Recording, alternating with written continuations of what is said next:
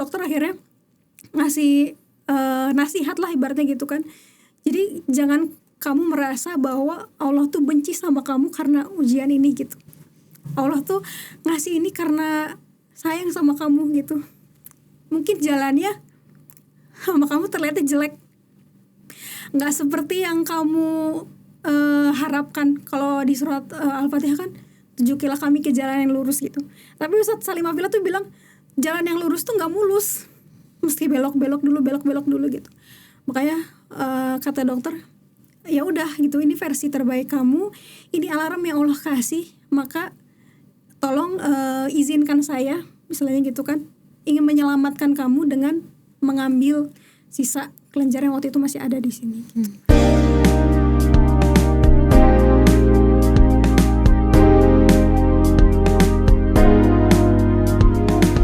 Assalamualaikum warahmatullahi wabarakatuh. Kembali lagi sama Nabila di podcast Hijrah Story. Kali ini Nabila ditemani oleh Teriska.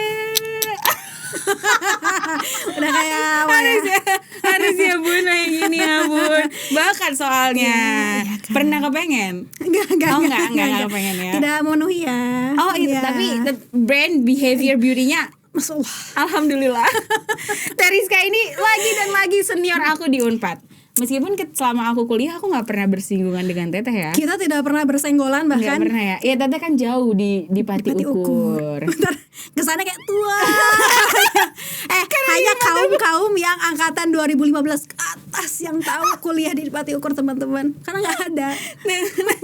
Sekarang udah nggak ada. Udah nggak ada ya Teh. Semua udah di Jatinangor S1-nya. Teteh jurusan Akuntansi FEB. tapi diploma 3 ya. Iya, diploma 3. Oh, dulu sebutannya PAP. PAP. Persatuan Artis-Artis Pajajaran. Bohong. Pendidikan Ahli Administrasi Perusahaan. Pokoknya kalau angkatan tua pasti tahu banget PAP. Terkenal okay. gitu. Karena emang dulu hits kan di zaman-zaman tahun 2000 awal lah. Gitu. PAP, Persatuan Artis-Artis Pajajaran. Enggak. Emang isinya banyak. Enggak. Yang pengen jadi artis. Zaman dulu ya. Tapi aslinya pendidikan Ahli Administrasi Perusahaan, teman-teman. Oke. Teriska ini guys. Teriska ini kalian pernah nggak sih ketemu sama orang terus ngerasa ini orang tuh gorgeous banget gitu kan? Aduh, jadi malu. Astagfirullahaladzim. Ini orang tuh kok kayak soleha banget gitu ya. Enggak. Terus pas udah dikenal ternyata benar. Enggak. Kamu melihat dari mananya, Naps? Taruh aku nggak selesai. Terus udah pas dikenal ternyata benar-benar gorgeous. Benar-benar soleha. Amin ya Allah. Dan ternyata hidupnya sangat menginspirasi. Aduh, aku tuh nggak bisa banget. Kayak udah beberapa kali podcast di sini yang sama teman sendiri tuh banyak ketawanya Teteh. Allahu Akbar. Enggak, tapi aku pertama kali ketemu sama Nabila tuh yang beneran kayak sebelahan, Nap. Di bis yang waktu mau ke Jakarta itu. Itu kayak pertama kali aku sebelahan sama Nabila, terus kayak ini kayak orang satu frekuensi deh. Kayak ngakak sepanjang jalan, ngerti gak sih? Kayak yang mana nih Teh? Yang kemarin? Oh itu yang pertama kali banyak ngobrolnya ya? Iya, sebelumnya kan gak pernah. Kayak maksudnya cuma berhadapan tapi kayak ya Nabila iya, gitu, sebelumnya kenal-kenal gitu aja ya. Tapi seru-seru sendiri gitu. Iya bener. Ternyata anaknya agak berisik ya. Segimana aku menampilkan diriku. Nah, aku selama ini hanya mendengar teriakan ketawamu saja dari ujung pojokan ruangan ya. Tiba-tiba di sebelah. Dari sebelah, emang bener anaknya kayak gitu ya. Nah, Teh Rizka ini gorgeous banget. Bener Pernah kan kenal sama orang kayak bukan ngelihat orang nih, belum kenalan nih, kayak ini orang kok kayak cantik gitu ya. Gorgeous, kayak soleha banget. Terus pas ketika dikenal nggak di luar ekspektasi, ternyata memenuhi ekspektasi gitu. Masya Allah. Siapa yang mau gitu ya? Teteh. Tapi sebenarnya aku tuh tipikal orang yang memang segimanapun berat hariku, asik. Maksudnya segimanapun jelek moodnya, ya misalnya entah itu mendekati PMS atau apa, aku tuh selalu pengen untuk ngeluarin positive vibes gitu ke orang. Biar ya respon orang mah kan tergantung ya, misalnya beda-beda gitu. Tapi aku sebisa mungkin untuk bisa bikin orang tuh senyum gitu, ngeluarin vibes yang positif terbaik. Karena kita nggak pernah tahu dia lagi menghadapi apa, dia sedang habis ngelewatin masa yang buruk atau seperti apa gitu. Jadi karena aku pernah ada di fase yang menurutku sangat down gitu ya, dan rendah banget, jadi aku selalu gitu maksudnya pengen bikin orang ketawa, senyum, ngajak ngobrol, even itu misalnya kayak lagi nunggu nih di ruang tunggu gitu ya, kayak ada ibu resah banget gitu segala macam gitu, kayak diajak ngobrol aja gitu biar beliau tuh kayak ada senyumnya gitu segala macam gitu. Jadi pengennya tuh pengen bikin orang senyum terus gitu, heran. Masya Allah. Nah. Katanya orang yang punya ketawa paling kenceng, nangisnya paling kenceng di belakang. Katanya gitu. Apakah Anda demikian juga? Astagfirullahaladzim, ketahuan. Tunggu, Tata asli Sunda. Jogja. Tata orang Jogja. Oke. Tata orang Jogja. Oh my god. Bapak Jogja, ibu Jogja. Saya juga lahir di Jogja. Tata juga lahir Jogja. Ya. Merantau pertama kali ketika kuliah. No, justru tahun 2000 awal. 2000 awal. Iya, jadi dulu tuh sebelum di Bandung pindah-pindah kan. Asli kan Jogja, terus pindah ke Bali sempat. Terus pindah ke Palembang selama sampai SD kelas 3. Wong Kito Galo cak mana pulo ya, pempek cuko. Aduh, Masya Allah. Terus 2001 lah kalau nggak salah baru pindah ke kota Bandung gitu. Kenapa pindah-pindah? Tuntutan Ayah? pekerjaan ayah. Kerja sebagai Auditor. auditor. Saat itu. Auditor perusahaan. BUMN. Oh. Saat itu ya. Same with my dad. Bukan auditor, tapi emang kerja di BUMN dan cukup sering pindah-pindah. Berarti Tapi sama. kitanya nggak ikut. Ih sama. Tatanya Jadi nggak ikut. kayak jadi udah anak-anak udah mulai gede, kayaknya biaya mahal nih kalau misalnya pindah-pindah juga. Akhirnya dipilihlah satu kota. Mana nih yang tengah-tengah yang misalnya ayah bisa pindah siap berapa tahun sekali, itu nanti baliknya gampang gitu. Jadi pilihlah kota Bandung untuk tempat hijrah. Menurut aku tuh salah satu keputusan terbaik yang pernah orang tua aku ambil ya. Oke, aku siap untuk mendengarkannya. Kenapa? Adalah pindah ke kota Bandung. Karena literally kayak minadzulumati ilan nur. Masya Allah. Jadi benar-benar kayak dari kegelapan ke cahaya, karena emang That's such a bullcrap. iya luar biasa. Ya Allah, Anda tidak tahu kehidupanku zaman dulu. Oh, maksudnya Tata secara personal, bukan Bandung ya dong? Bukan. Oh, bukan Bandung ya. Oke, sorry, maaf ya. Ya, maksudnya kayak keluarga jadi kayak cahaya, hidayah, segala macam Masya tuh Allah, Teteh. Bandung banget. Oh iya. Jadi kan aku kan di keluarga tuh literally yang backgroundnya sebenarnya nggak ada pondok pesantren, nggak ada ulama gitu. Kita dari keluarga gimana sih zaman dulu ya, keluarga di Jogja tuh ya taunya cuman sholat sama baca Quran aja udah gitu. Tadarusan lah bahasanya kayak gitu kan. Ibu juga nggak pakai jilbab dulu. Jadi sampai aku SD kelas berapa tuh ibu nggak pakai jilbab. Nah kehidupan kita tuh di Palembang, kita flashback boleh ya? Boleh banget dong. Ngobrol di pas di Palembang itu kan aku udah balita nih. Udah balita, adik aku juga udah balita gitu. Nah kita tuh meskipun istilahnya mah Balita di tahun berapa nih? 90-an akhir ya. Malu banget. 90-an akhir. 99 97 lah. 97, oh my God. Ya, 97 98. Masih muda, masih muda. Aku 98 udah SD kelas 1 lagi. Astagfirullah. Dan dia belum lahir. Dia belum, editor kita belum lahir, campers kita belum lahir. Astagfirullah ya. Enggak ada yang 9 ya 6 7 gitu, pokoknya segituan gitu. Jadi Itu kan masih di Palembang teh. masih di Palembang. Jadi kehidupan di Palembang juga enggak hedon sih, tapi bahasanya gimana ya, jauh dari ilmu lah, agama gitu segala macam. Jadi kalau misalnya aku mau ikut ke circle ibu nih, asik circle. Apaan sih? Jadi kan ada Dharma Wanita gitu kan. Jadi kalau misalnya dari puluhan orang gitu, misalnya foto terus yang pakai jilbab tuh cuma 1 atau 2 orang. Zaman dulu kan apa yang maksudnya pakai jilbab tuh ciput, Iya. ronce-ronce, terus pakai selendang. Ronce. Terus pakai selendang loh. Kayak gitu kan. Iya. Zaman dulu tuh. Nah, ada tuh yang 1-2 pakai jilbab tuh kayak gitu tipenya. Jadi aku tidak, zaman dulu tuh kayak belum tersibuk loh gitu, kayak belum terwarnai sama kayak ibu-ibu gini nggak sih? Teteh tahu film Joshua nggak? Tau temennya yang orang kaya itu. Nah, mamahnya kan pakai jilbab yang kayak gitu kan, maksudnya iya kan? jilbab orang kaya. Iya, jilbab orang kaya. Aku ingat Di masa itu waktu Teteh bilang ronce, aku jadi ingat film itu. Astagfirullahaladzim. Ya Allah ya Robbi. Aku orang kaya itu siapa? Tasya bukan? Ya pokoknya temennya si aduh, Jojo, lupa lagi namanya. Iya, temennya iya, Jojo iya. sama JJ yang JJ. orang kaya, yang cewek yang cabi itu loh. Ya kan mamanya kayak jilbab kan, Pakai kan gitu kan jilbab, ronce. ya. Terus yang warnanya kan emang gonjreng-gonjreng ya. Yes. Ya kayak gitu. Pokoknya aku melihatnya tuh Islam tuh hanya sekedar gitu. Jadi jilbab juga nggak wajib kali ya. Jadi cuman sholat sama tadarus. Nah, tapi alhamdulillahnya gitu ya, orang tua tuh meskipun jauh dari keilmuan begitulah ya. Kalau tentang sholat sama tadarus tuh udah paling utama banget. Nah, yang ngedidik kita untuk sholat itu papa.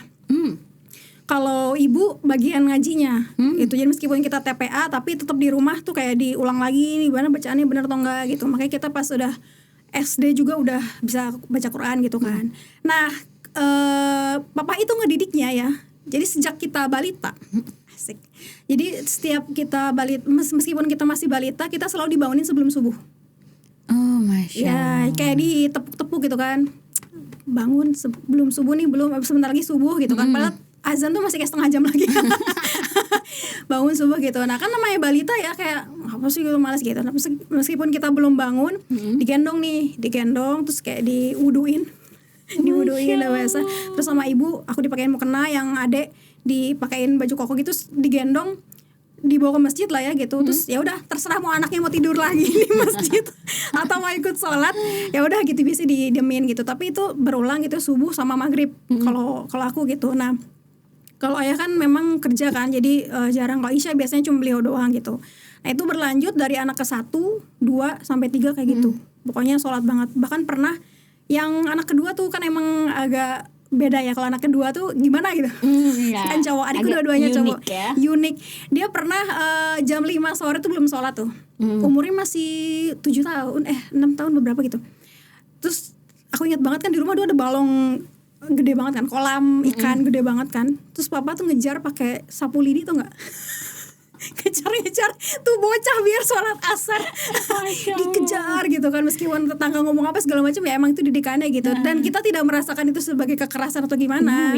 Enggak gitu, dan itu terbiasa. Nah, pendidikan cuman dua hal itu doang kan, cuman sholat sama tadarus tuh udah menurut kita biasa gitu. Tapi untuk keislaman yang lain secara akidah, tauhid itu masih nol lah ibaratnya gitu dulu tuh. Nah, akhirnya masuklah fase kita harus pindahan itu. Makanya aku bilang kenapa itu menjadi kayak minadul mati ilan nur. Maksudnya karena bener-bener pas kita udah pindah ke kota Bandung ya, semua tuh kayak ternyata di sini bagian pakai jilbab ya gitu. Cewek-cewek yang saya udah tahun berapa tuh teh? 2001. 2001 kan dulu kalau di Palembang kayaknya aku jarang melihat, mungkin di lingkungan aku jarang ya. Tapi pas di kota Bandung tuh ibu-ibunya pakai jilbab, bu malu gitu. Gitu. Terus kayak kajian kan udah ada majelis taklim udah lebih sering kan. Kalau dulu di sana belum gitu kan. Jadi kayak aku menemukan pengajian segala macam, sampai ibu juga akhirnya memutuskan pakai jilbab. Terus juga kita semua sekeluarga kayak yaudah kita ke masjid, karena udah otomatis kalau ke masjid kan gitu, karena udah sering ke masjid juga.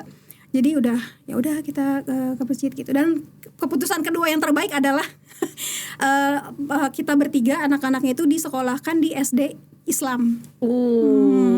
Saat itu ya, meskipun itu sebagai keputusannya karena jarak dari sekolah ke rumah dekat, cuma beda RT. Iya, tapi itu dua dari keputusan terbaik orang tuaku gitu. Jadi itu pindah ke Bandung dan sekolah di SD Islam, karena itu benar-benar jadi filter kita bertiga gitu kan. Yang pertama karena kita cenderung nih hatinya tuh entah kenapa ya, karena kebiasaan dari zaman kecil kalau nyari ketenangan tuh di masjid. Bahkan ketika kita dalam fase mentok, sedih, nggak tahu harus kemana tuh, baliklah ke masjid gitu. Makanya itu yang aku lakukan ketika pernah di fase ya. Aku pernah nangis kenceng gak sengaja di RSAS, di masjid RSAS. Karena habis mendapatkan hasil lab yang mungkin sesuatu lah gitu hasilnya. Aku tuh sholat zuhur biasa gitu. Cuman karena aku merasa di masjid itu selalu kayaknya Allah memeluk aku tuh di masjid gitu. Jadi aku sholat zuhur tanpa sadar, nangis sesenggukan sampai sholatnya selesai. Terus aku pas udah salam, semua orang tuh ngelihat ke arahku gitu kan, ngerti nggak? Saking kayak nggak gitu, saking ya kayak gitulah gitu didikan orang tua ya secara nggak sadar gitu. Terus apa yang terjadi ketika pindah ke Bandung? Menemukan kajian tadi Teteh bilang. Menemukan majelis taklim Majelis sih taklim. ya Ibu. Terus karena aku sekolah di SD Islam juga, jadinya belajar banyak tentang keislaman segala macam, dan itu jadi filter kita pas sudah beranjak dewasa. Kita bertiga secara nggak sadar ya, pas aku udah ingat-ingat sekarang, tiga-tiganya anak itu pas SMA ikut rohis. Oke. Tiga-tiganya. Kuliahnya karena aku anak pertama dan kedua ikutan DKM juga, rohis juga. Itu maksudnya kayak kemanapun kita pergi nyari masjid. Meskipun entah apa yang terjadi di sana ya. Apa yang terjadi?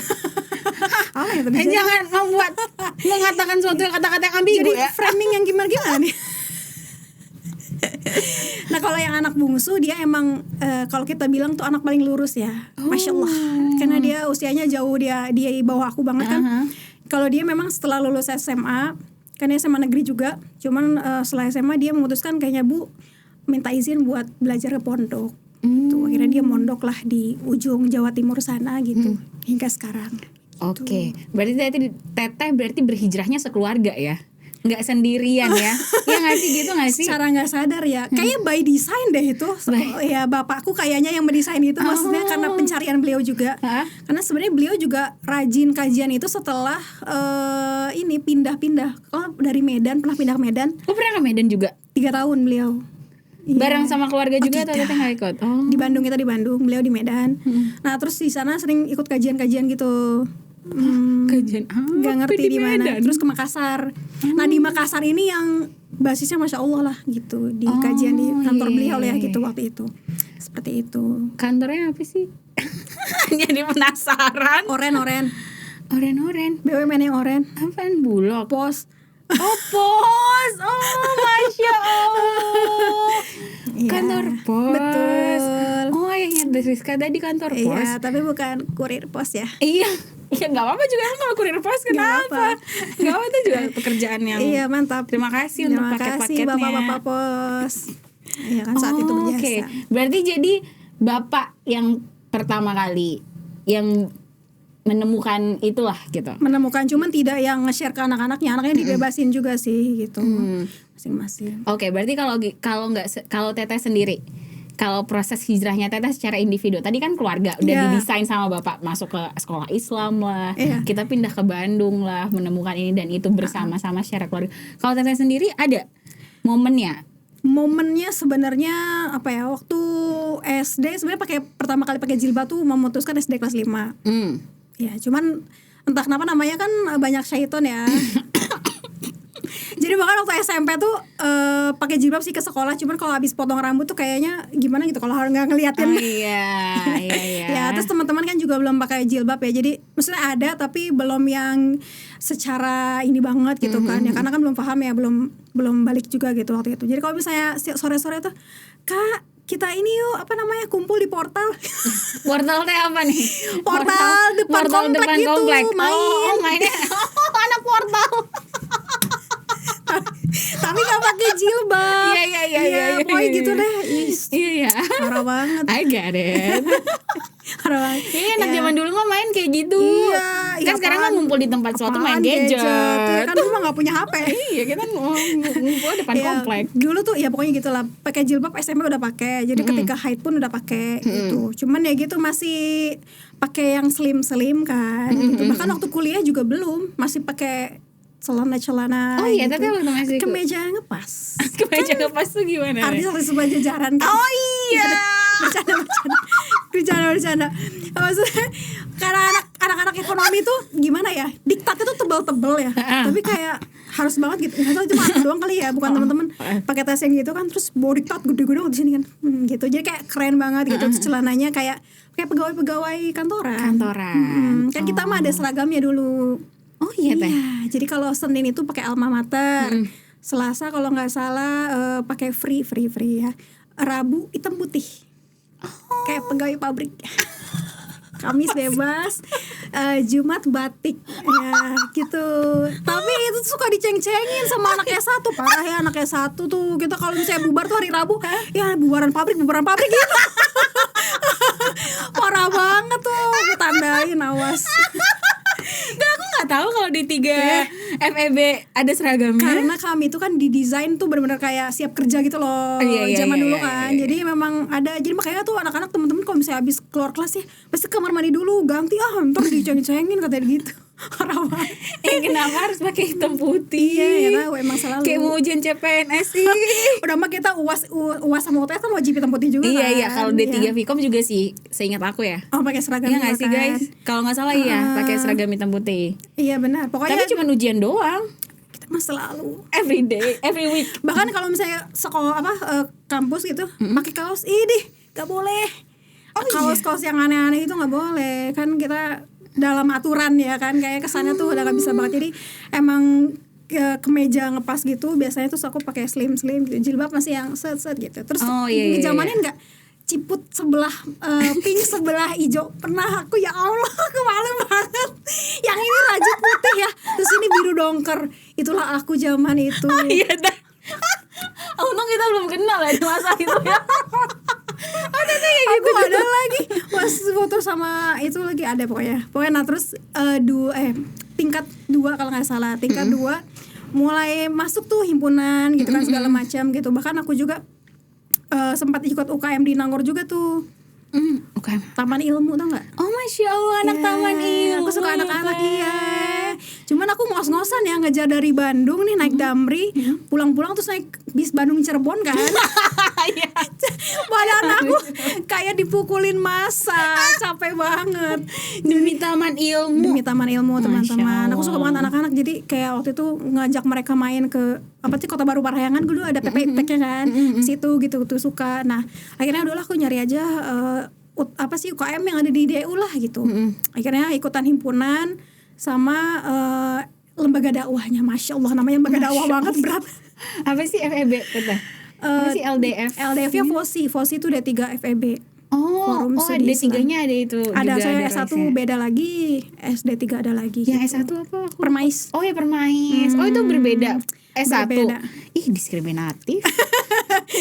Tapi kita kolaborasi biasanya. Kolaborasi, Pokoknya geng-geng ya. yang ada di DU tuh suka kolaborasi lah. D3 FEB, D3 FISIP, D3 MIPA, sama Permais tuh FE sama FH. Kayak BKI Vkom, seluruh Vkom kan?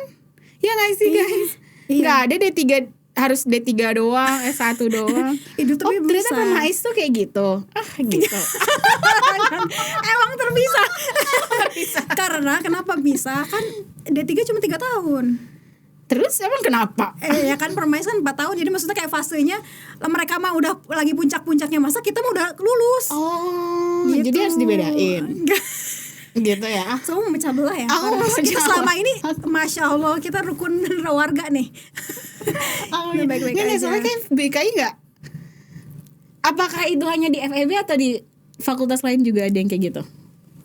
Kayaknya FEB doang ya. Ya waktu itu ya. Kalau sekarang kan udah nyatu kali ya. D4-nya nyatu kali ya. Emang masih ada D3? D4 sekarang. D4. Nah itu masih ada FOSI untuk Kayaknya enggak deh, enggak. Oh, udah nggak ada Udah lagi. nggak ada. Permais. Sejak 2016 atau 15 gitu udah nggak ada lagi. Oke, maaf. Ya, Lanjut teh. Lanjut. Nah terus ikut FOSI. ikut FOSI ya kan, karena memang hatinya sudah cenderung mana sih yang nyari-nyari orang-orang yang bisa mengingatkan lah gitu kan. Masya Allah. Nah terus pas di situ tuh kan Masya Allah ukti-ukti banget ya, panjang banget jilbabnya. Terus meskipun ada yang gini juga ya, ciput. warnanya beda. Iya ada tuh teteh ketua keputriannya dulu gitu. Sama kayak aku gitu. Cuman aku kan pendek dulu kan gitu. Terus kalau kumpul tuh kayak malu gitu kalau pakai celana. Kesannya tuh gimana gitu. Akhirnya dari situ pelan-pelan lah nyoba gitu. Jadi meskipun dulu pertama kali hijrah tuh orang kan langsung rok ya. Kalau aku nggak, kaos kaki. Kaos kaki tuh aurat ya gitu. ya. Kan kecuali ini dan ini kan. Akhirnya ya udah tutuplah kaos kaki dulu nih. Kaos kaki tuh kata temen aku, mungkin ini teman-teman di kelas ya, Kak pakai kaos kaki mulu sakit katanya. Gimana nente?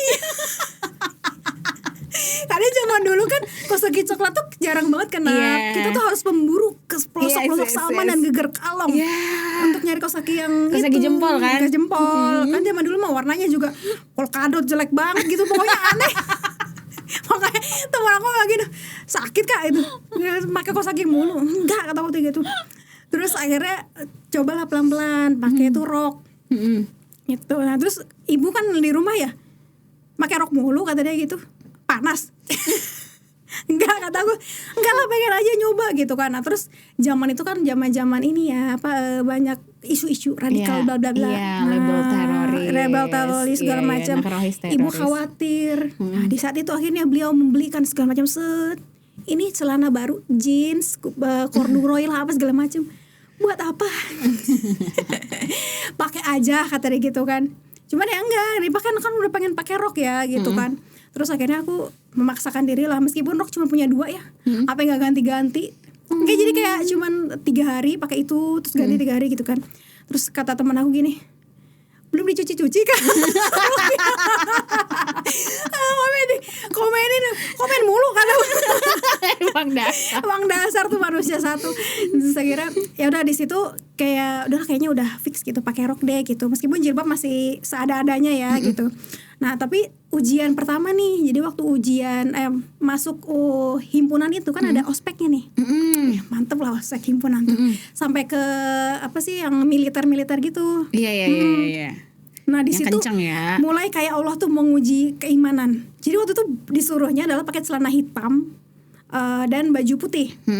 Jadi yang cewek pakai jilbab hitam. Nah waktu itu aku pakai jilbab hitam, baju putih, rok hitam, roknya gitu kan. Terus semoga beliau ini ya, kakak tingkat aku tuh ngomong gini, jadi semuanya distrap tuh ya, dimarah-marahin gitu, sama dicari kesalahan aku sudah terlihat ya pakai rok. Emang dibilang nggak boleh, harus pakai celana? Nggak boleh, harus pakai celana, di tata tertibnya ada. Terus kayak gitu, Rizka siap kak gitu kan, kamu tahu kesalahan kamu, udah dimarahin segala macam. Enggak kak, lihat lagi nggak ada. Terus kayak gitu, terus kamu tuh ngapain pakai rok kata gitu kan. Siap kak, kan warna hitam cina. Saya nyuruhnya apa? Pakai celana. Maaf kak, saya nggak bisa gitu. Saya bilang, terus kenapa gitu kan? Soalnya supaya tidak membentuk, aku bilang gitu kan. Supaya tidak membentuk jangan. Terus yang lain juga tidak membentuk, tapi ini menutup kak. Gitu. Pokoknya gitu. Pokoknya aku adu mulut segala macam gitu kan. Segala macam mempertahankan, ini kan hari pertama aku di himpunan pakai rok waktu itu kayak gitu kan. Terus akhirnya dibiarin tuh sampai 3 hari ospek tuh aku dibiarin pakai rok itu. Pokoknya dari situ aku pikir tuh semua orang himpunan tidak menerima gitu dengan perbedaan ini, karena di lingkungan itu cuma aku doang gitu kan. Tapi alhamdulillahnya ini rezeki banget dari Allah deh, diterima sama orang-orang himpunan, sama anak-anak himpunan gitu. Dan bahkan aku dijadiin waktu itu Namit Project Officer, ketua pelaksana salah satu bidang kerohanian. Jadi himpunan juga ada kerohanian gitu. Pokoknya di ketuanya, dan bikin acara lumayan gede waktu itu di D3 FEB gitu. Masya Allah. Dan makanya aku di himpunan tuh dipanggilnya Mamah Dedeh. Makanya sampai sekarang ya teman-teman. Iya emang kita suka ya, gitu. Pokoknya sampai sekarang tuh Mam Deh gitu-gitu. Pasti anak himpunan ya gitu. Karena emang ya paling kelihatan lah, mencolok kan ya gitu. Sendiri lagi gitu. Yang lain kan anak-anak rohis aja gitu. Kalau saya mungkin butuh pencerahan gitu kan, segala macam gitu. Makanya tapi alhamdulillahnya sih diterima gitu. Apa yang buat Teteh yakin mau kerudung panjang, mau pakai rok ketika itu, dengan segala macam pergunjingan, omongan temennya Teteh, terus kekhawatirannya mama. What makes you enggak, aku mau kayak gini? Yang paling ini sebenarnya karena kan aku udah mulai waktu itu ikut sering kajian.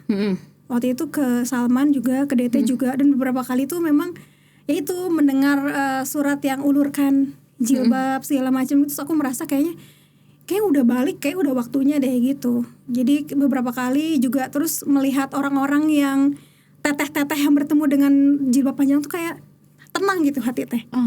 Entah apa yang beliau lakukan di belakang, tapi kayak maksudnya itu menjadi aku cukup tenang untuk bertemu dengan mereka. Dan juga kan beliau tuh kalau ketemu tuh bukannya ketawa tiwi atau gimana ya, maksudnya ketawa tetap, tapi ngasih nasihat gitu-gitu segala macam gitu. Dan caranya mungkin pelan-pelan gitu ya gitu.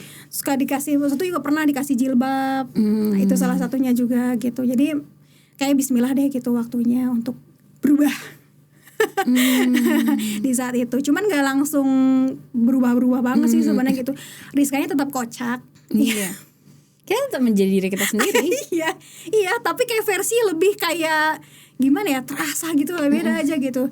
Dan keberanian kita itu kan kayak lebih gimana ya, sama Allah tuh dikasih keberanian aja gitu. Kayak tampil di himpunan kan kayak beda sendiri kan gitu. Iya. Sama Allah tuh kayak dikasih keberanian buat ngumpul di situ biar orang-orang di situ tuh juga tercerahkan sama segala macam gitu. Karena alhamdulillahnya mereka tuh setelah lulus pun gitu kadang-kadang suka jadi nanya, Mam deh pengen konsultasi dong misalnya gitu. Iya, jadi kayak jadi tempat konsultasi mereka gitu. Tapi ya mungkin itu jalan dari Allahnya gitu ya buat aku jadi sering jadi belajar banyak juga gitu tentang agama Islam dan segala macam gitu. Jadi begitulah. Oke mama, curhat dong. Oke. Iya dong. Ya. Mamdeh.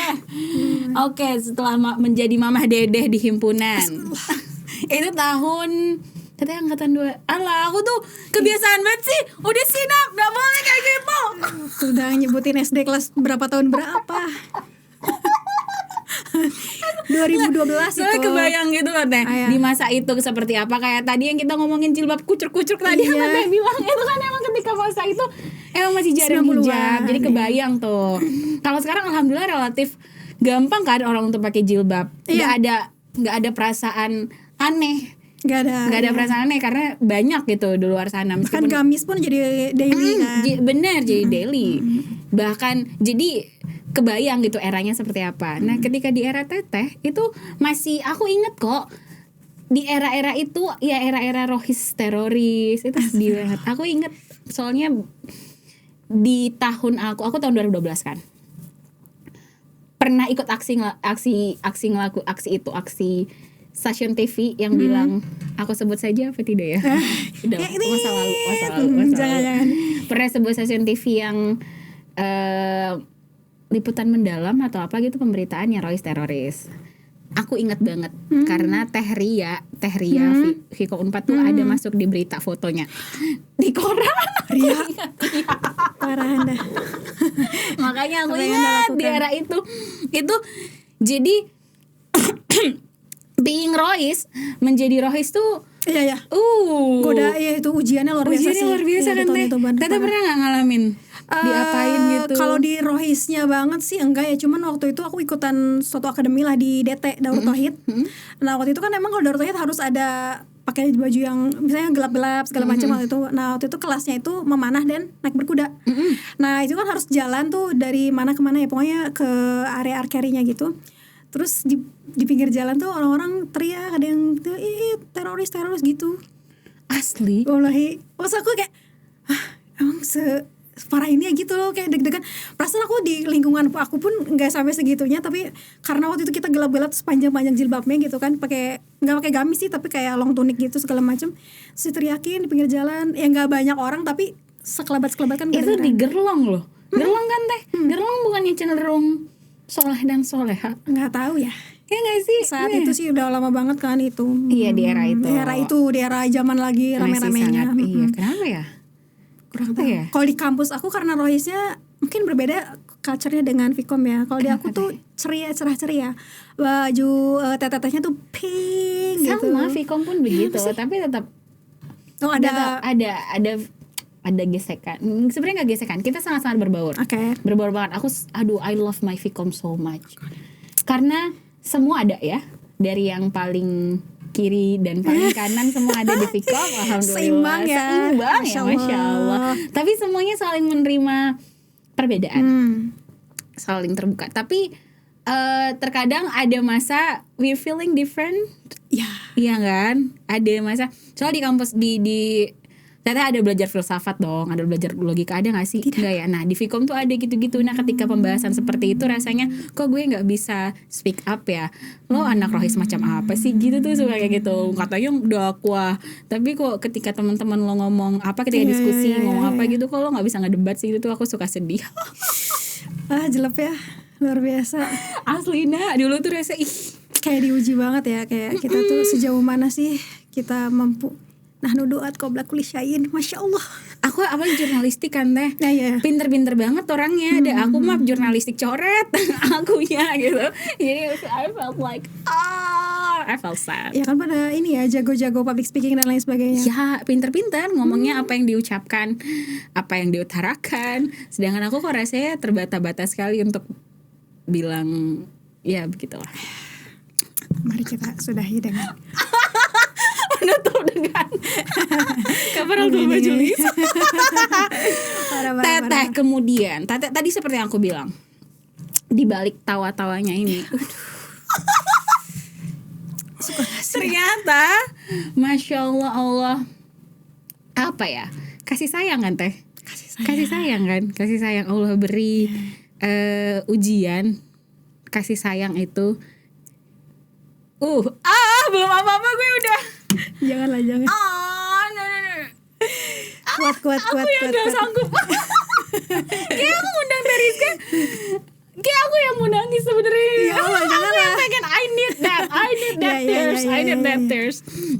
Di balik senyum dan cerianya ini gitu. Setiap orang pasti punya itu. Tapi ternyata si gorgeous ini tidak kita sangka. Gak disangka dong sama Teteh. I mean, siapa yang menyangka? Gak disangka lah. Emang you're still young. Dan tidak dari riwayat keluarga. Tidak ada riwayat keluarga. Terus Allah uji dengan Teteh deh, sok diuji dengan apa Teh? Ya ini sebenarnya apa ya? Ya sama bener sih. Rasa mungkin ekspresi dari cintanya Allah. Aku mungkin seperti ini gitu ya. Jadi di tahun 2015. Ya, berarti di usia 22 waktu itu qadarullah mendapatkan ujian sakit gitu. Yang tidak diduga-duga, yaitu kanker. Sangat berat. Kanker. Ya menurutku gimana ya? Usianya kalau dibilang tua belum, dewasa belum, tapi muda juga udah nggak muda lagi gitu. Jadi di fase yang sebenarnya itu tuh kayak kecepatan itu kayak dewasa juga belum bisa berpikir, tapi kayak masih butuh bantuan orang tua gitu untuk mencerna itu apa yang terjadi gitu. Nah saat itu terdiagnosa kanker tiroid, qadarullah seperti itu. Itu di masjid itu tadi. Sebenarnya kejadian di masjid itu justru waktu udah sama dokter dikasih tahu kalau cancer free. Justru karena perjuangannya panjang banget kan, bertahun-tahun ya gitu. Nah di situ sebenarnya panjang ya kalau dikasih tahu diagnosis. Allah tuh kayak ngasih apa ya sih, tanda cintanya itu beda lagi gitu. Jadi sebenarnya aku tuh dapat ujian yang bertubi-tubi di tahun itu. Nomor 22. Sedih lagi. I'm ready for it. Pokoknya ada masalah keluarga juga. Kemudian sebenarnya di tahun itu aku mau menikah. Oke. Proses sudah khitbah dan sebagainya, tapi tidak jadi. Oke. Gagal. Kemudian karena diagnosa cancer? No, sebelum. Justru sebelum. Oke. Gitu. Nah kayak Allah tuh ngasih obatnya tuh lewat kanker, Nat. Aku malah menerjemahkannya seperti itu. Jadi kan aku sedih banget nih ya, gak jadi nikah, sedih banget. Terus tiba-tiba Allah ngasih yang lebih gede nih. Jadinya tuh dulu yang sedihnya karena gak jadi nikah tuh tiba-tiba ngecil banget. Aku pengen gak ingat rasanya sedih karena gagal nikah. Yang ku ingat adalah sakitku itu gitu. Jadi aku fokusnya ke sakit kankerku itu gitu, yang ya kayak ujian-ujian lain tuh tiba-tiba jadi sama Allah tuh seolah-olah dikecilkan gitu. Jadi kamu fokusnya ke situ aja gitu. Jadi aku tuh stresnya, nangisnya tuh bukan karena hal yang lain gitu. Jadi sama Allah dikasih penyakitnya ini gitu saat itu ya. Di usia 22 itu. Makanya kayak gimana ya? Gimana sih, kan kalau kata Ustadz siapa ya?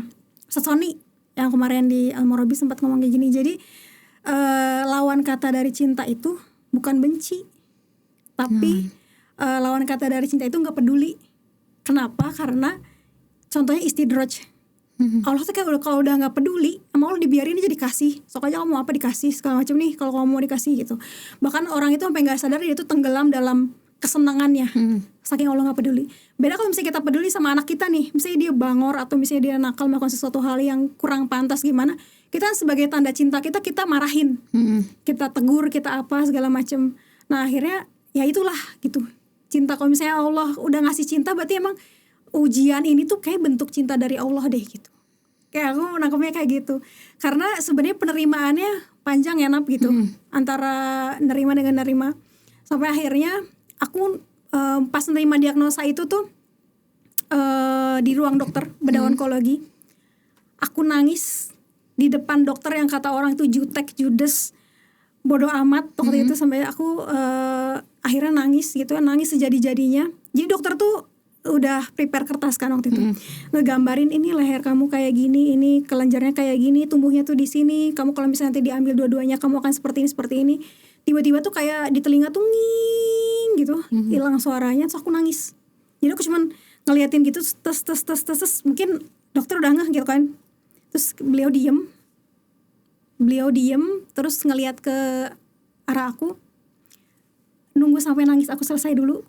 Waktu itu beliau tunggu sampai nangisnya selesai, terus beliau nanya, udah nangisnya?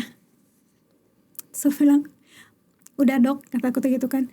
Terus beliau nggak melanjutin penjelasannya, beliau cuma bilang gini, Kak, kenapa Allah milih kamu dari sekian banyak orang, dari sekian banyak orang-orang yang lebih beresiko lah ibaratnya gitu? Karena Allah tuh sayang sama kamu. Karena kenapa kayak gitu? Ini tuh kayak alarm, Kak. Terus beliau manggil perawatnya kan, suster. Terus suster punya nggak kayak gini? Punya alarm nggak di badan gitu kan? Enggak dok, gitu kan? Saya juga nggak punya alarm cuy. Sekarang Diska punya gitu kan, sama Allah tuh sudah dikasih gitu. Jadi ibaratnya kalau misalnya kamu berbuat yang tidak baik atau segala macam, Allah langsung ngasih nih gitu. Misalnya kamu makannya jelek segala macam, langsung bunyi di badannya gitu kan saat itu gitu kan. Terus dokter akhirnya ngasih nasihat lah ibaratnya gitu kan. Jadi jangan kamu merasa bahwa Allah tuh benci sama kamu karena ujian ini gitu. Allah tuh ngasih ini karena sayang sama kamu gitu. Mungkin jalannya sama kamu terlihatnya jelek, nggak seperti yang kamu harapkan. Kalau di surat Al-Fatihah kan, tunjukilah kami ke jalan yang lurus gitu. Tapi Ustadz Salim Afila tuh bilang jalan yang lurus tuh nggak mulus, mesti belok dulu gitu. Makanya kata dokter, ya udah gitu, ini versi terbaik kamu, ini alarm yang Allah kasih, maka tolong izinkan saya, misalnya gitu kan, ingin menyelamatkan kamu dengan mengambil sisa kelenjar yang waktu itu masih ada di sini. Jadi tuh kayak aku udah di titik yang legowo lah di situ ya, sedikit menerima gitu dengan segala penjelasan dokter. Makanya aku memutuskan untuk operasi lagi. Jadi aku 2 kali operasi sebenarnya. Jadi tuh kayak baru operasi kan, terus masih basah masih basah. Terus kemudian dokter nyuruh untuk operasi lagi di tempat yang sama. Jadi ibaratnya aku tuh kayak udah gimana ya, kematian tuh dekat banget. Kalau misalnya dulu aku mikir kematian tuh jauh banget, hanya karena aku masih muda, hanya karena aku sehat jarang walafiat. sakit, ya sehat walafiat, di keluarga rekam medis paling sedikit gitu kan. Tapi ketika aku didiagnosa kanker, aku melihat kematian tuh Allah tuh ngasih alarmnya sepanjang waktu, setiap waktu gitu. Yang paling bikin aku sedih adalah, bukan sedih sih, kayak deg gitu ya kalau kematian di depan mata. Jadi ketika aku masuk ke ruang operasi, jadi ruang operasi itu kan lorong. Terus ada kamar gitu. Nah terus ada salah satu kamar kebuka, mungkin udah selesai atau gimana. Nah itu tuh, jadi kan aku masih belum dibius kan, masih bisa melihat kanan kiri gitu segala macam. Terus ketika ngelewatin lorong itu, aku tuh baca ayat kursi sepanjang jalan, aku nggak ngerti. Pokoknya kalau aku nggak tahu nanti akan melek di mana gitu, entah di alam kubur, entah di ruang pemulihan gitu kan. Terus tiba-tiba pas ngelirik ke sebelah kamar itu, tangannya tuh gini Terus aku kayak, ya Allah, kematian yang aku pikir jauh banget ternyata di depan mata aku gitu, yang bahkan nggak tahu gitu, kayak maksudnya aku tuh kapan waktunya gitu ya. Dan di situ akhirnya menjadi membuka mata aku bahwa ya, makanya sebaik-baik pengingat itu yaitu pemutus kelezatan ya, kematian gitu. Dan itu menjadi alarm aku sepanjang waktu, ya mungkin hingga hari ini gitu. Damn, Masya Allah, Teteh. Wah, sedih banget. Kayak ya gitulah.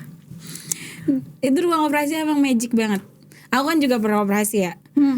Terakhir operasi 2020. Tapi operasi yang 2015 itu paling luar biasa. Aku juga kayak gitu, pas masuk ruang operasi itu chill banget. Kayak nggak sebelum masuk operasi chill banget. Alhamdulillah bisa pakai jilbab sampai ruang operasi baru dipretelin. Jadi chill banget lah, dokter aku asik, segala macam asik. Terus pas udah di meja operasi, aku ngelihat pantulan pas perut aku dibelah. Udah langsung, ya Allah gue mau mati ya. Oh, bius lokal. Astagfirullahaladzim guys. Aku bius lokal. Aku pas ngelihat itu, ya Allah aku ini mau mati. Terus dia masih nanya kalau aku mau mati. Terus aku langsung muntah teh. Terus akhirnya aku dibius deh. Iyalah. Lewat hidung. Nggak pertanyaan aku kenapa kamu dengan kocaknya melihat ke arah kaca itu. Aku nggak tahu. Itu kayak emang ada kesalahan juga di entah kesalahan aku, entah di kesalahan perawat. Aku nggak tahu lah. Pokoknya aku melihat di pantulan lampu. Kan ada lampu tuh, lampu gede. Lampu gede ya. Itu lampu gede operasi. Itu lampu operasi itu. Sebenarnya ada hijabnya kan antara aku dan perut aku. Terus perut aku dibelah. Aku lihat itu, ya Allah akbar. Ini aku mau mati ya. Langsung nangis, langsung muntah, langsung dibius. Aku bener-bener muntah.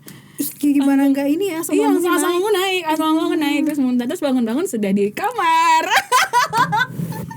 Sebuah perjalanan yang kocak dan tidak kocak ini. Parah banget. Tapi beneran itu takut banget. Ini mau mati ya? Iyalah. Aku mau mati. Perasaan waktu masuk ruang operasi itu bener-bener masih chill banget aku teh. Aku lindu banget. Aku sangat-sangat chill. Enggak, operasi doang, gue udah biasa dari kecil operasi gitu kan, rasanya kayak apa gini doang. Itu sebuah pencapaian yang tidak perlu dibanggakan, tolong. Tapi pada saat dilihat, pas saat dibelah, Allahu Akbar. Ini gimana ya? Iya. Takut. Iya, gue belum siap mati, ya Allah. Iya benar. Umurnya masih muda juga kan waktu itu kan? Aku masih 21. Iya sama. Belum 21 lagi, belum ulang tahun. Jadi bukan aku yang tanda tangan. Kalau belum 21 tuh bukan kita yang masih orang tua kan teh. Jadi masih orang tua yang tanda tangan, meskipun aku tidak ridho gitu. Aku harus tetap ridho mau tidak mau. Karena aku dianggap masih bocah. Iya, masih bocah. Padahal cuma tinggal berapa bulan lagi aku ulang tahun. Oke, baik. Sama sih aku juga karena deg-degannya karena apa coba? Karena kan di blacknya di leher kan. Sini set. Itu harus bius total ya teh? Bius total lah. Nadi gimana sih? Ya Allah. Di sini lagi nih, pokoknya belasan senti lah di sini ujung. Terus ya gitu, jadi kayak nadi dan ini tuh kan berdekatan gitu. Kayak aku ya udah lillahi ta'ala aja lah itu. Entah kayak udah mempersiapkan gimana bahkan aku udah ngelis nih tabungan ini isinya apa, kan suka ada titip-titipan gitu kan. Maksudnya udah takut segitunya gitu, takut banget saat itu. Aduh, aku emang tidak sesoleha itu ya. Mau operasi, ayo operasi aja ayo. Cuma aku pernah stres. Jadi ya pasti stres lah, nggak mungkin nggak ya. Operasi pertama aku itu, aku tuh nggak bilang ke siapa-siapa.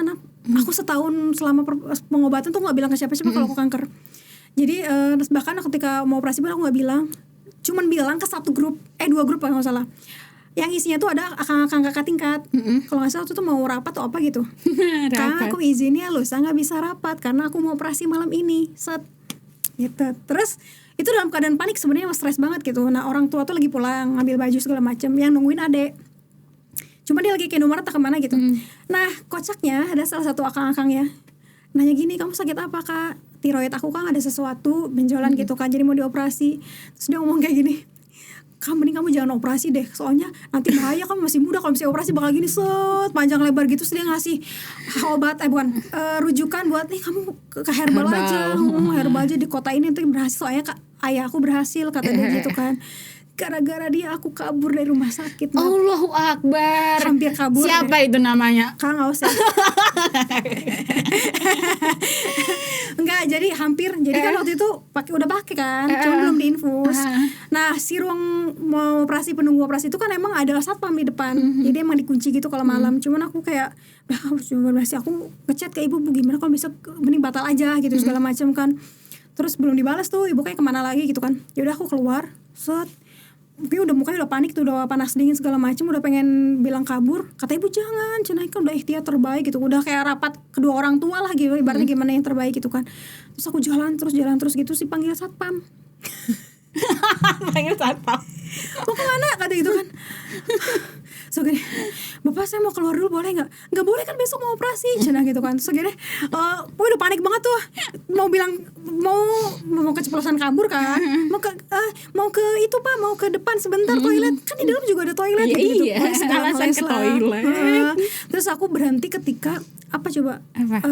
Ada rombongan keluarga gitu nangis kejernap, neneknya meninggal. pokoknya nggak ketolong lah operasinya segala macem. Terus aku kayak di situ tau gak sih kayak sinetron gitu, tiba-tiba jongkok seret gitu di lantai rumah sakit. Terus ya gitu istighfar panjang sampai ada aku beresin Indomaret. Ngapain kata dia. Terus aku balik lagi deh ke ruang operasi karena ibu aku juga udah panjang lebar itu di WhatsApp sampai nelponin gitu kan. Ini teater bayi gitu misalnya dari orang tua segala macam biar insya Allah yang nyelamatin gitu, ibaratnya gitu.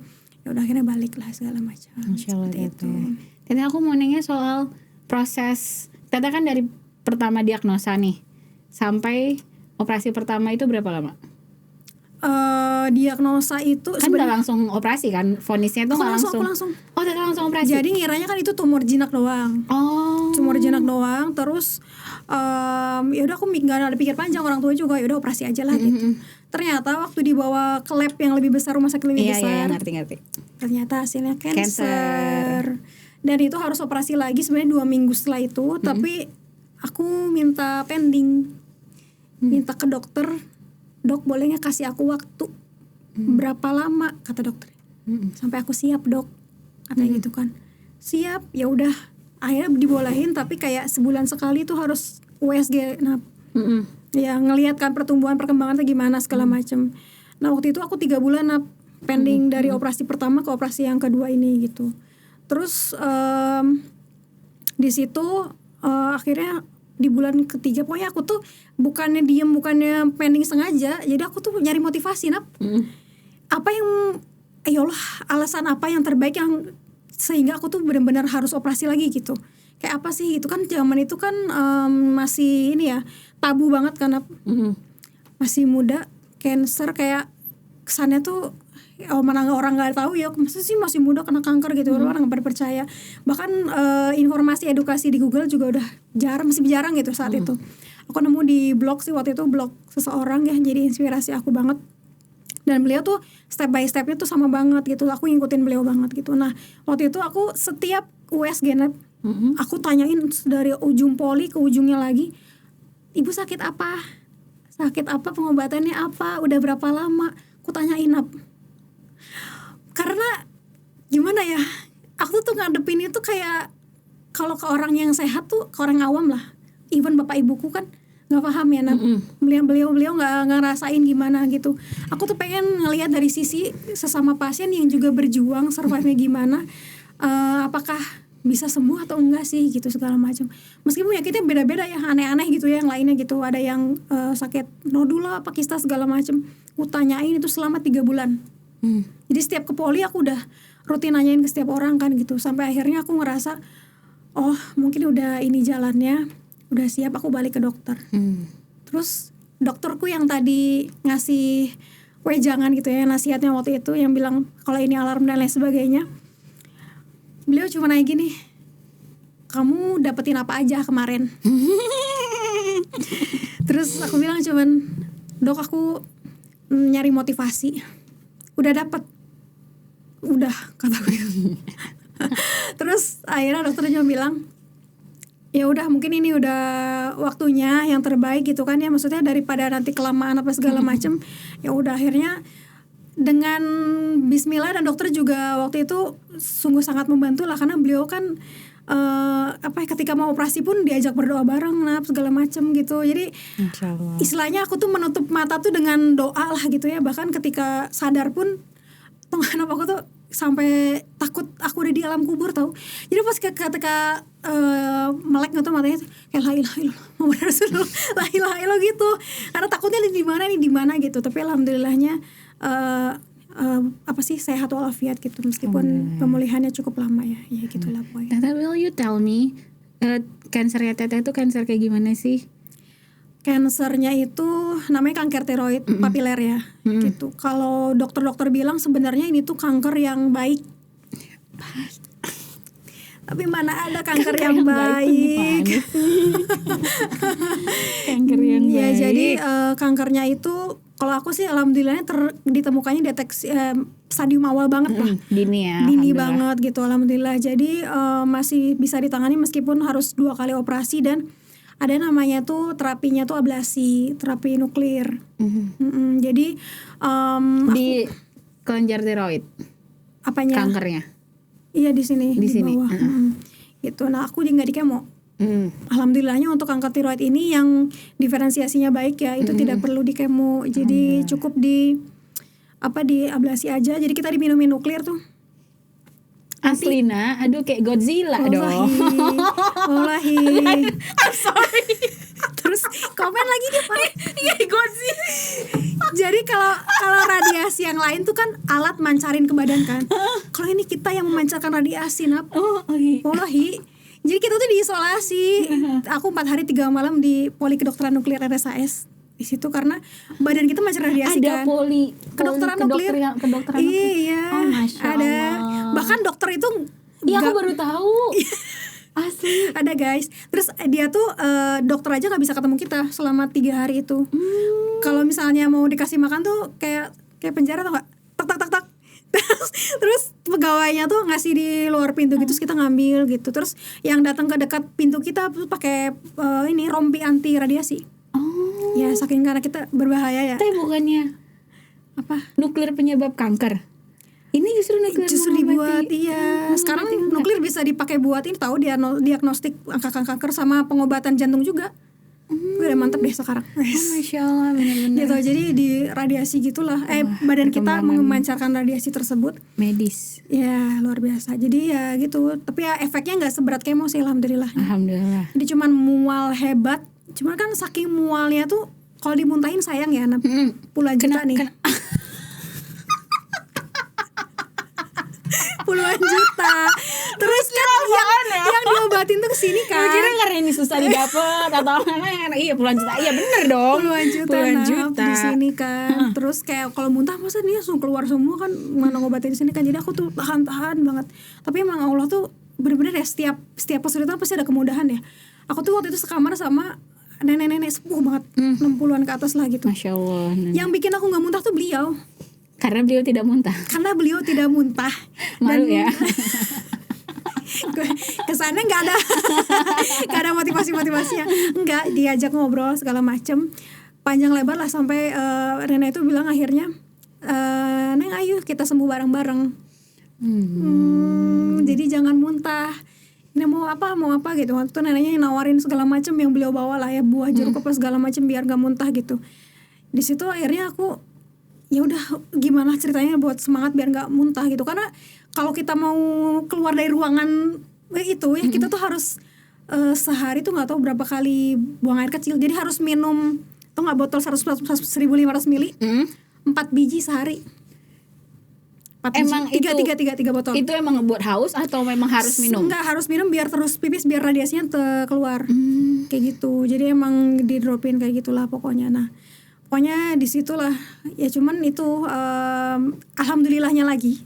Pokoknya banyak alhamdulillahnya deh meskipun ini berat. Pasti teh. Ya. Pasti. Aku percaya banget lah kayak yang Ustadz Agus kemarin ceritain ya di surat At-Tolak tuh akhir ayat surat At-Tolak kan tentang talak ya. Itu kan ujian yang berat banget buat pasangan kan. Tapi Allah tuh ngasih kalimat pamungkas lah ibaratnya di akhir ayatnya tuh bilang gini, wa may yattaqillaha yaj'al lahu makhraja. Barang siapa yang bertakwa kepada Allah tuh akan membukakan jalan keluarnya buat urusan kamu gitu kan. Wa yarzuqhu min haitsu la yahtasib gitu, dan rezeki yang enggak disangka-sangka dari amanah arahnya. Terus aku percaya banget itu karena jadi dulu zaman 2015 itu orang yang mau ablasi atau terapi nuklir itu minimal ngantri 6 bulan sampai 8 bulan lah. Bahkan ada yang setahun kan waktu itu tuh. Nah aku waktu itu bulan Juli ya kalau nggak salah, Juni bulan Juni Ramadan, Masya Allah, disuruh sama dokter onkologi kan waktu itu bedah onkologi buat ke kedokteran nuklir ini, bukan dokter terapi, buat nanyain, coba kamu tanyain dosis obat yang harus kamu minum berapa, gitu kata dokternya. Oh gitu ya dok, iya konsul aja dulu, nanti kalau misalnya terapinya ya kamu jadwalin dulu aja, paling setahun ke depan. Dokter udah ngomong kayak gitu. Oke, ya udah baik dok gitu. Datanglah waktu itu bulan hari Jumat, ingat banget, hari Jumat bulan Ramadan, Hamin 10 hari Lebaran kalau nggak salah. Terus udah gitu konsul segala macam, dokter nanya udah minum obat apa aja, belum dok, baru terakhir operasi sebulan yang lalu. Oke, kayak gitu. Terus udah gitu ya udah kamu mau terapi nggak, kata dokter gitu kan. Oh mau dong, mau sekalian daftar ini juga, kataku itu kan. Terus akhirnya gini, terus dokter lama tuh keluar ruangan dulu, terus masuk lagi ngomong kayak gini, kamu cek lab ya sekarang gitu, hari Senin ada patient cancel. Kamu bisa, sedih banget kalau ingat itu, ya Allah, kamu bisa masuk hari Senin tapi kamu penuhin ya semua cek labnya, toraks segala macam gitu kan ya.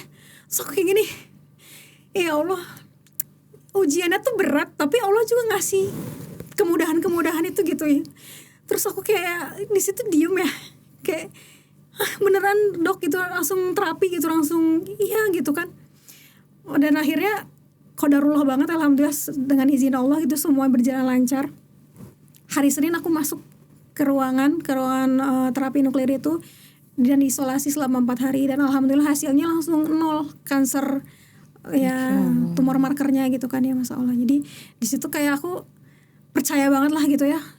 Pokoknya jangan pernah putus asa dari berprasangka baik sama Allah. Pokoknya terus aja berprasangka baik.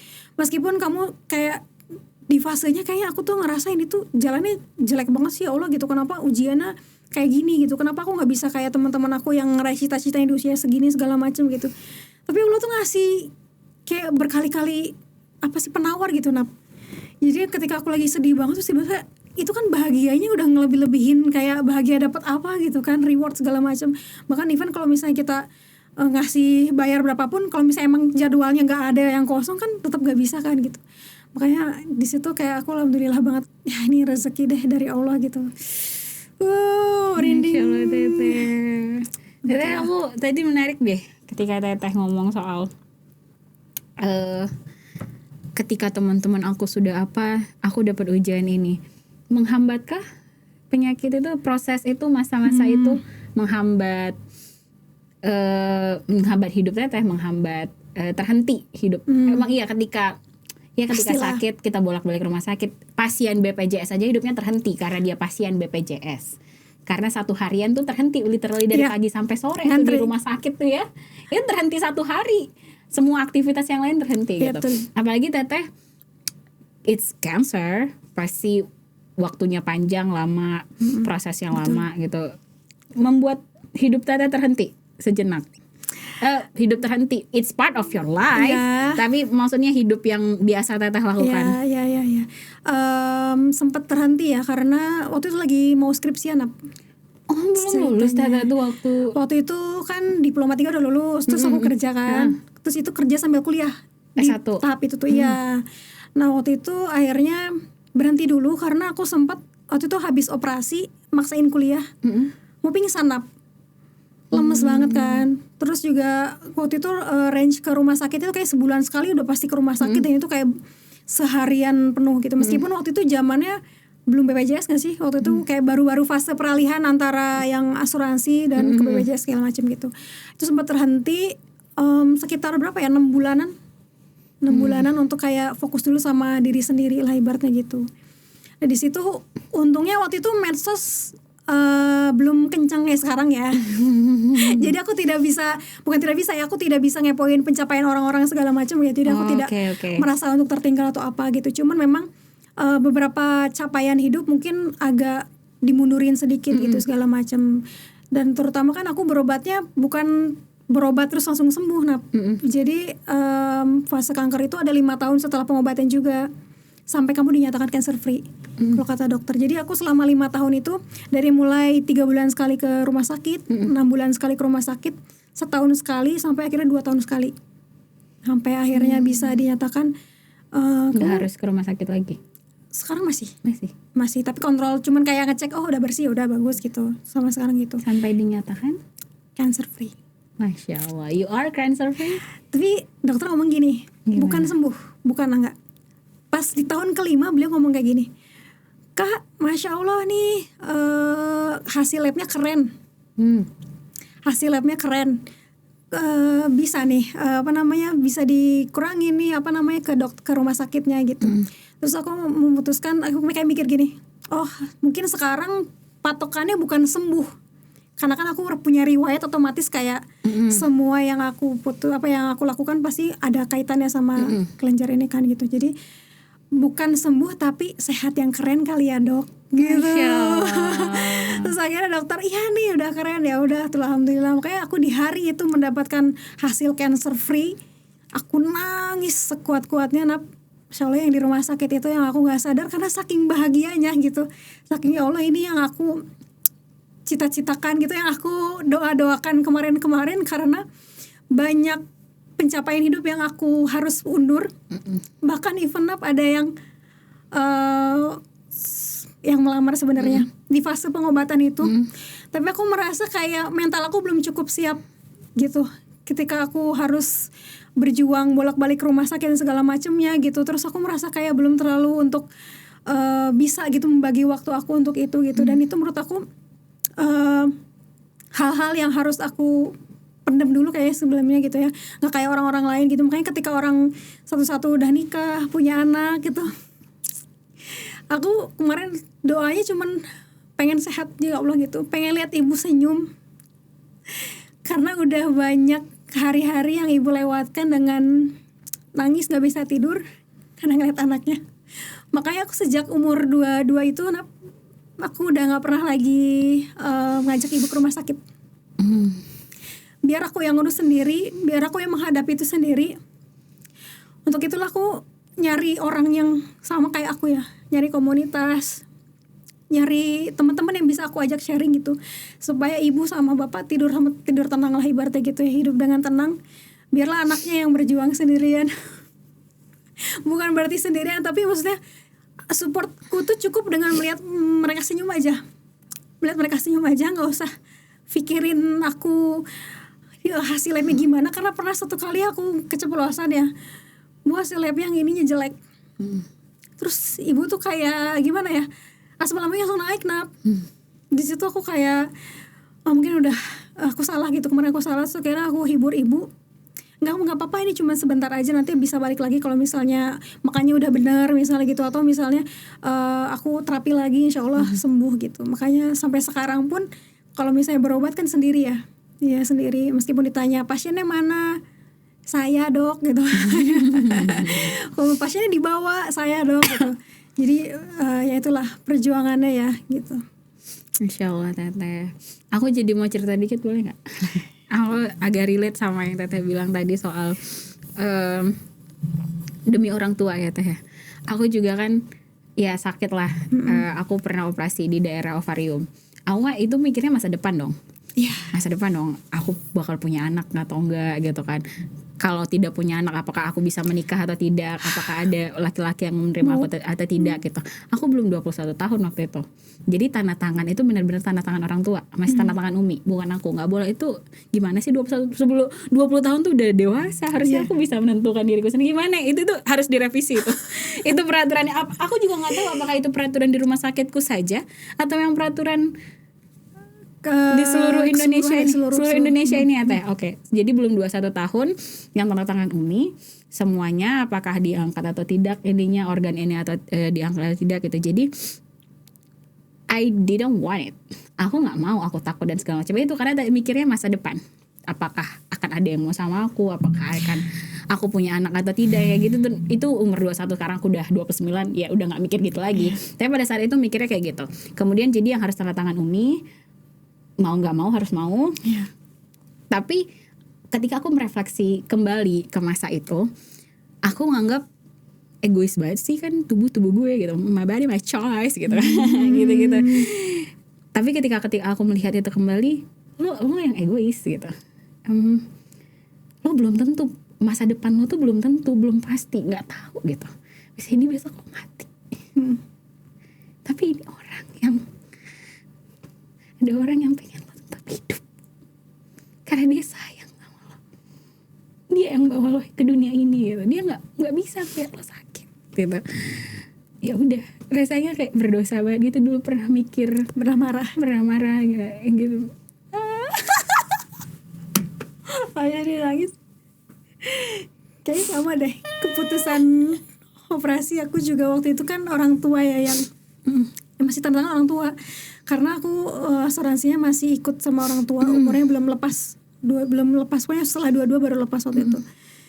Jadi sempat kayak kenapa harus dioperasi sih waktu itu. Jadi kan kalau ada yang bilang 5 stage of grief gitu loh, aku tuh udah menerima cuman pernah ada satu momen ya, ada salah satu dokter lah waktu itu di sebuah webinar atau kayak seminar ngomong kayak gini. Jadi untuk pasien-pasien yang di bawah umurnya tuh masih 20-an awal, itu rata-rata cuma diambil sebelah aja. Meskipun cancer diagnosnya sama kayak aku waktu itu, sebelah aja karena kasihan masih muda, masih panjang masa depannya segala macam. Pokoknya adalah statement itu yang mengatakan bahwa aku jadi kayak menyesal sudah operasi dua-duanya itu loh. Terus aku kayak sempat ada yang marah ya, rasa marah lah sama orang tua ya. Kenapa kemarin kayak diambil semuanya, padahal kata dokter sekarang masih bisa kalau diambil sebelah gitu.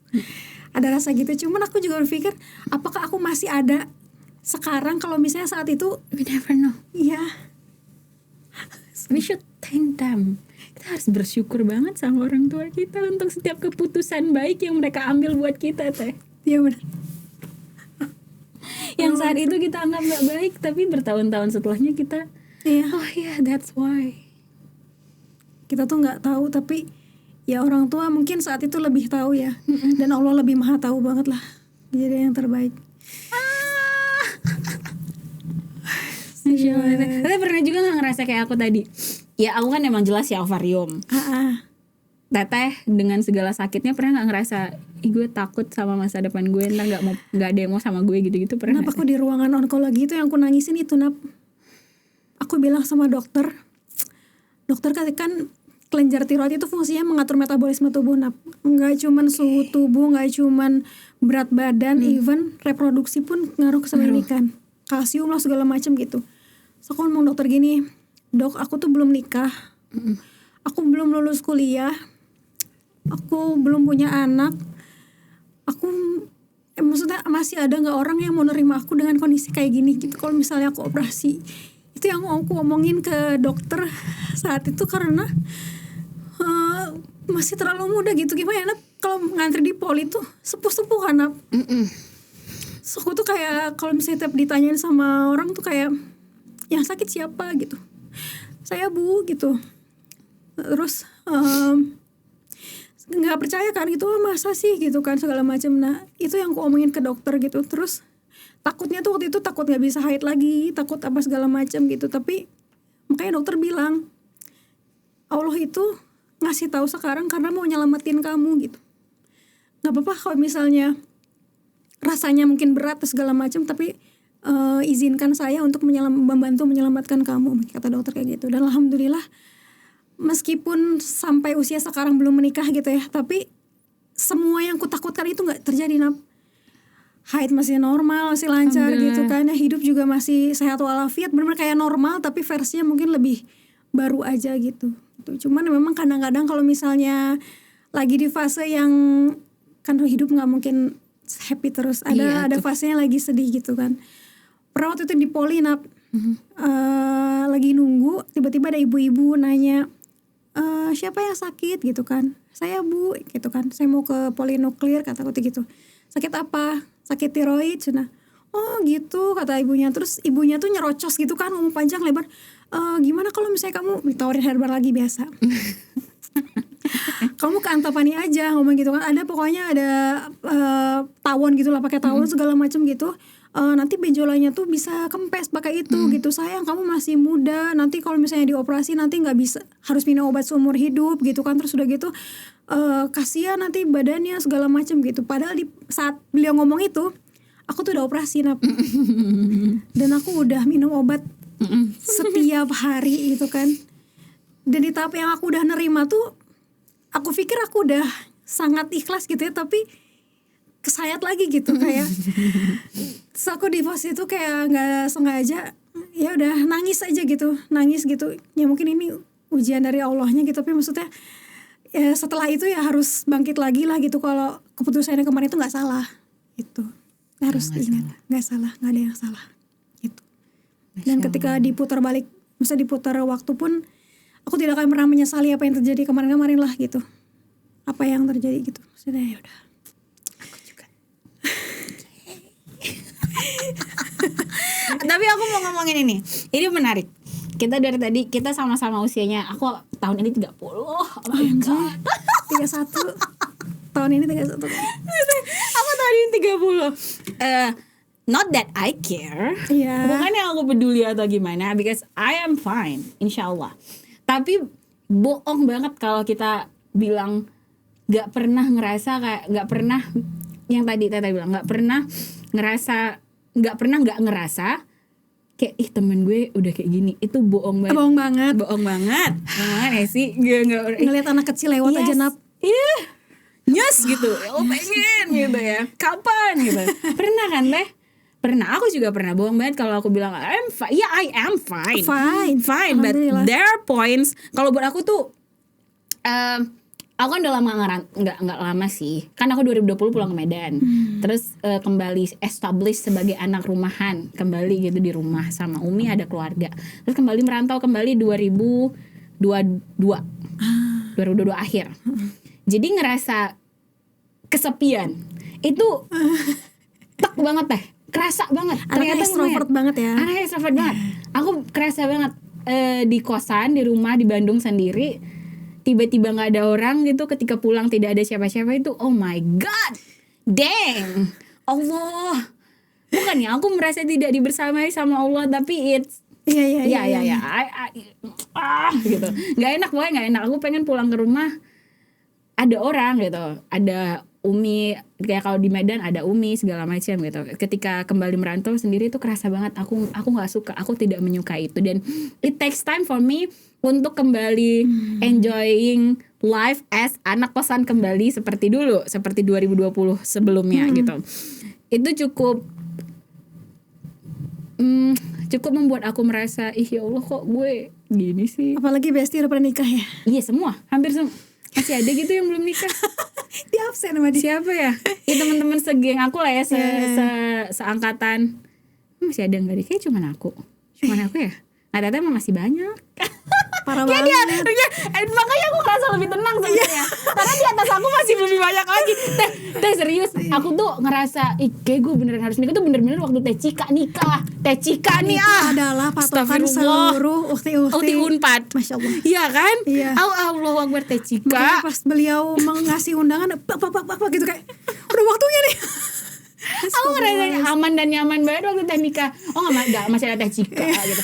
Sesoleha itu aja gue lokasi. Cantik, sporty. Masya Allah. Jadi ngerasa chill banget kan Teh. Yang segitu aja Allah belum kasih gitu kan.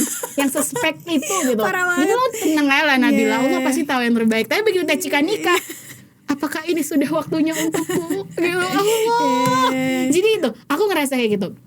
Teteh pernah ngerasa kayak gitu dong? Mungkin udah. And what apa yang Teteh lakukan? Ketika masa itu dong sebenarnya pas yang lagi ini ya banget, umur 26 27 kali ya, 25 26. Karena itu tuh bestie yang geng rumah tuh ya. Satu-satu nikah kan. Satu-satu nikah semuanya gitu, nyisa aku doang. Terus udah gitu teman-teman yang circle kuliah, pas aku umur 26 semuanya satu-satu nikah segala macam, dan puncaknya ketika adik aku menikah. Dilangkahi. Usia aku waktu itu usia 26 gitu. Sebenarnya itu cukup berat ya. Adik untuk Teteh cowok. Dua-duanya kan cowok. Oh dua-dua cowok. Iya. Terus adik aku menikah di situ kayak mulai ngerasa kayaknya aku apa kataku terlalu santai atau gimana gitu ya. Cuman di fase itu ya udah gitu, cukup berat juga buat orang tua buat nerima gitu. Masa sih anak perempuan satu-satunya ya kan. Gitu. Terus akhirnya aku nyari jati diri lagi Nap. Kayak apa yang aku cari gitu. Kayak selama ini kan aku juga bukannya diem kan Nap, aku berobat apa segala macam gitu kan, terus juga aktif segala macam. Nah yang bisa bekerja otomatis gitu kan, yang bisa bikin aku lebih hidup lagi tuh adalah aku mendampingi banyak pasien di komunitas yang dengan gangguan atau penyakit yang sama dengan aku gitu. Di situ rasa sedihnya gitu ya, sedihnya pasti ada banget lah setiap ngelihat yang menikah. Bukan berarti aku nangis kenapa kamu nikah itu enggak.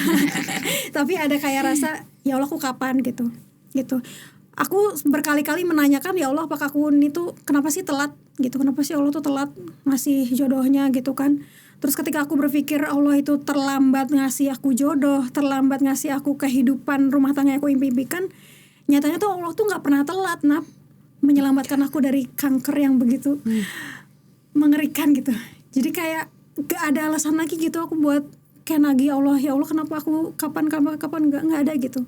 Makanya aku sibukkan diri aku dengan ya aku ngasih ke banyak orang gitu, mendampingi banyak pasien gitu kan, ngasih edukasi yang bikin orang tuh lebih hidup, dan aku juga ternyata lebih hidup dengan seperti itu gitu.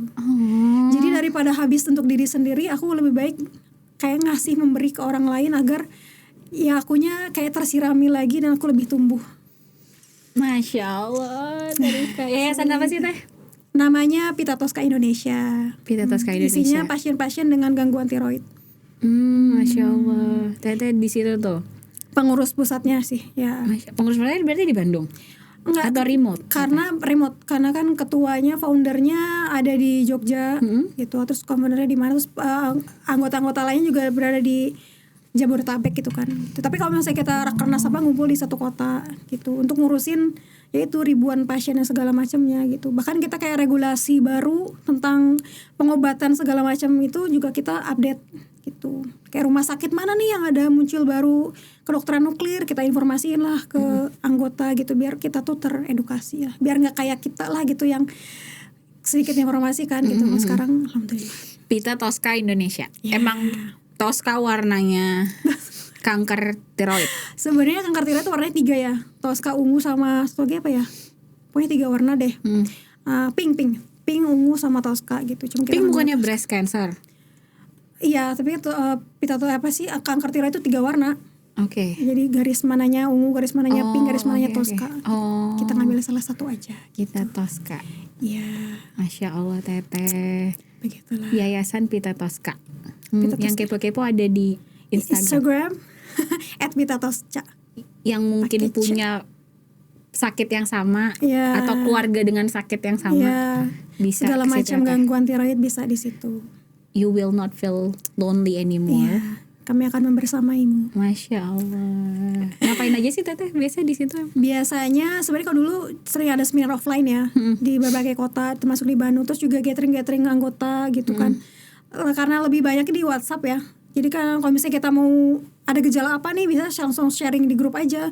Teman-teman udah ngerasain kayak gini enggak gitu. Jadi kan lebih informatif ya karena sesama pasien dan pernah ngerasain, jadi orang lebih relate gitu. Ngumpul-ngumpul di situ. Nah, tapi biasanya kita seminar offline sama kerjasama sama farmasi gitu-gitu buat bikin event gede sekalian gitu. Masya Allah. Sama termasuk juga ini ke kementerian juga beberapa kali ada undangan, kan kita juga harus menyuarakan penyakit kita. Karena kanker tiroid termasuk yang 10 besar kan untuk perempuan di Indonesia gitu. Kalau sekarang mungkin banyaknya ke breast, ya payudara sama cervix, tapi ada nih satu lagi nih yang lagi booming banget gitu. Jadi kita lagi menyuarakan itu untuk bisa dapat spotlight yang lebih besar. Dan memang banyak diderita sama perempuan. Begitulah. Kenapa tuh? Entahlah nah. Ya bingung juga ya, dokter juga bingung. Cuman mungkin perempuan lebih hormonnya kan Oh ya. fluktuasi ya, entah dia menstruasi. Kalau Teteh melahirkan. sendiri diagnosa Teteh kenapa kata dokter? Kenapa bisa ada di Teteh? Dokternya justru nggak ngejelasin apa nggak tahu karena aku sebelumnya nggak ada riwayat juga ada radiasi atau apa di area leher ya kan sepanjang hidup juga. Terus riwayat keluarga nggak ada, kakek nenek nggak ada, buyut lah canggah pas segala macam nggak ada, segala macam. So it just there ya. Itu ya ada aja. Takdir aja. Makanya ya udahlah gitu. Terus aku jadi inget Ustadz Umair kemarin-kemarin ngomong gini di captionnya, lucu banget. Sekuat-kuat kamu menggenggam, asik, dan pokoknya kamu mau mendapat ini segala macam, kalau misalnya itu bukan milik kamu ya bukan milik kamu gitu. Jadi ikhlaskanlah gitu. Tapi sekhawatir kamu memikirkannya, sejauh apapun jarak yang membentangnya, dan kayak sekokoh apapun benteng gitu ya yang menghalangi, kalau misalnya itu buat kamu ya itu bakal buat kamu gitu. Jadi tenanglah. Jadi kalau misalnya emang udah takdirnya kayak gitu, mau kita nolak gimana, tapi udahlah gitu. Itu takdir yang terbaik lah dari Allah gitu. Jadi ya tenanglah gitu. Masya Allah. aku tuh susah banget ya Allah. Teriska, kenapa ya aku sebel deh. Kenapa orang-orang yang punya background hidup yang lumayan berat itu menampilkan dirinya sangat-sangat strong, sangat-sangat fun, sangat-sangat menyenangkan, just like you. I hate that.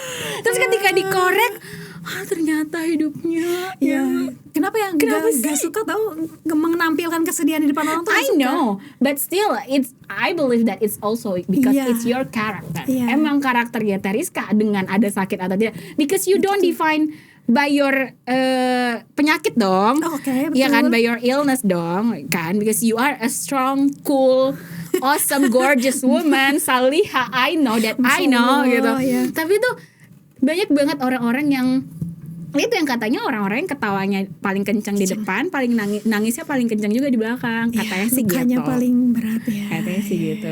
That's you're one of them. Is that true? Iya. Of course. Karena aku pernah merasakan lukanya, sedihnya. Kayak hari-hari tuh nangis terus, Nap.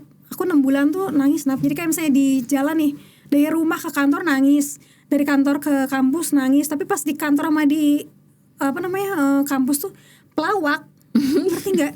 Jadi kayak aku nggak pernah mau ngeliatin aku tuh nangis segala macam, aku sedih segala macam, nggak usah lah, biar orang nggak usah tahu aja gitu. Karena cara aku sembuh mungkin dengan cara jadi kocak itu kali ya gitu. Makanya ya udah, aku akhirnya membiarkan itu segala macam. Makanya ketika aku siap, baru aku mengatakan kalau misalnya aku tuh sakit kanker gitu. Setahun lah setelah pengobatan. Baru bilang ke teman-teman. Kemarin tuh bukan benjolan biasa, kemarin kanker gitu. Secil itu ya.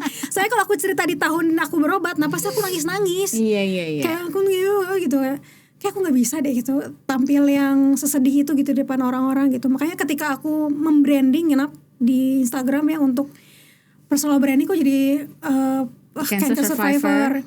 Takutnya kan stigma orang tuh kan pasti dikira penyakitan, dikira cuman minta dikasihanin. Iya. Padahal kita tuh anti banget dibilang minta dikasihanin segala macam gitu. Terus juga takut orang tuh kan pasti doanya pasti semoga cepat sembuh. Kan kanker mah iya sembuh, teman pasti fasenya ada kayak gitu kan, harus berobat segala macam gitu segala macam. Jadi banyak pergolakan hati lah waktu itu untuk apakah aku harus menampilkan diri seperti ini ya gitu.